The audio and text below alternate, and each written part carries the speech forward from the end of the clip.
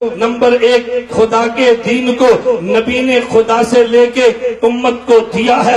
Number دو، پیغمبر نے نبی سے دین دیکھ کے پوری امت میں پھیلایا ہے۔ نمبر تین، اللہ کے نبی کے صحابہ کے بعد امام ابو حنیفہ نے یہ نبی کے دین کو لکھوایا ہے۔ نمبر چار، علماء دیوبند نے نبی کے دین کو بچایا ہے۔ توجہ رکھنا، میرے نبی اللہ سے دین لائے ہیں، صحابہ نے دین کو پھیلایا ہے، ابو حنیفہ نے لکھوایا ہے، علماء دیوبند نے بچایا ہے۔ اگر تو پوچھے دیوبند کون ہے، آپ دو لفظوں میں بات کہہ سکتے ہو، میرے نبی خدا کے دین کو لانے والے، صحابہ نبی کے دین کو پھیلانے والے، امام ابو حنیفہ نبی کے دین کو لکھوانے والے، علماء دیوبند نبی کے دین کو، بولو، علماء دیوبند نبی کے دین کو بچانے والے۔ اور انہوں نے دین کیسے بچایا ہے؟ توجہ رکھنا، دین کیسے بچایا ہے؟ اگر تاریخ اٹھی ہے ختم نبوت کے خلاف قادیانیت کی تو پہرا دینے والے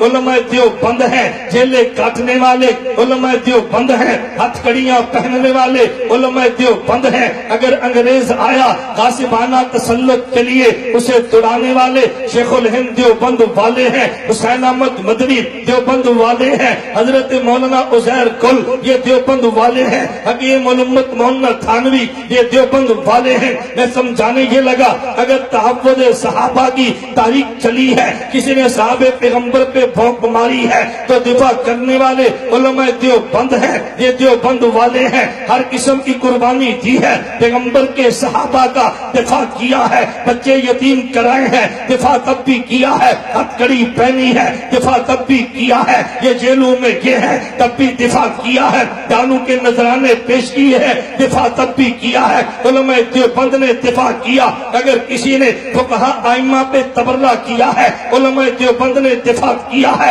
امریکہ افغانستان میں آیا ہے، علماء دیوبند نے بچایا ہے۔ اگر آج یہودیت کی الغار اسلام آباد میں آئی ہے، دفاع علماء دیوبند نے کیا ہے۔ دیوبند والے پاکستان کا دفاع بھی کرتے ہیں، دیوبند والے دین کا دفاع بھی کرتے ہیں۔ گلی اور بازار کی گشتے ہو، تجھے نظر آئے گا تبلیغی جماعت دیوبند والا۔ اگر ختم نبوت کا مسئلہ ہو، تجھے نظر آئے گا دیوبند والا۔ اگر حفظ قرآن کا مسئلہ ہو، تجھے نظر آئے گا وفاق المدارس دیوبند والا۔ اگر طریقت اللہ کا مسئلہ ہو، تجھے ذکر نظر آئیں گی خانقاہیں یہ دیوبند والوں کی ہے۔ اگر اسمبلی کا مسئلہ ہو، تجھے نظر آئے گا فضل الرحمان دیوبند والا ہے۔ تو جب بھی مسئلہ اٹھا دیوبند والے آئے ہیں۔ میں بات بڑی جرات کے